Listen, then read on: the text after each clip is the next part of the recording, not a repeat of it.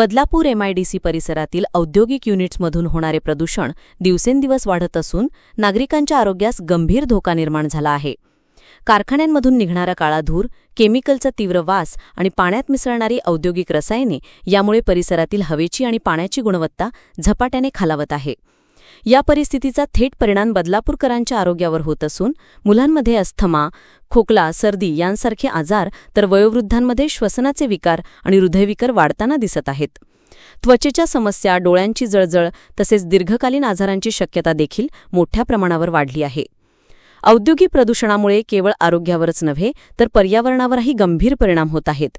झाडांच्या पानांवर काळा थर साचत आहे, शेती पिकांचे नुकसान होत आहे आणि नद्यांमध्ये मिसळणाऱ्या औद्योगिक सांडपाण्यामुळे पिण्यायोग्य पाणीही धोक्यात आले आहे. पर्यावरण संरक्षण कायदा 1986 नुसार औद्योगिक युनिट्सना प्रदूषण नियंत्रणाचे मानदंड पाळणे बंधनकारक असले तरी वास्तव वेगळे चित्र दाखवत आहे.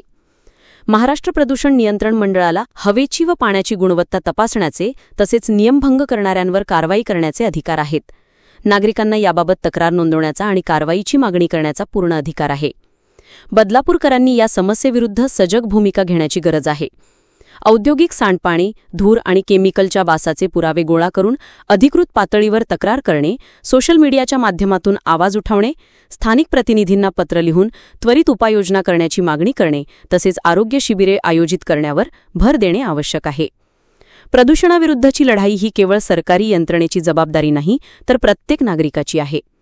आपल्या आरोग्याचे रक्षण करण्यासाठी आणि पुढील पिढ्यांना स्वच्छ हवा व पाणी मिळावे यासाठी बदलापूरकरांनी एकत्रितपणे आजच पुढाकार घेणे अत्यावश्यक आहे. त्यामुळे या लढ्यात प्रत्येकाची सहभागिता महत्त्वाची ठरणार आहे.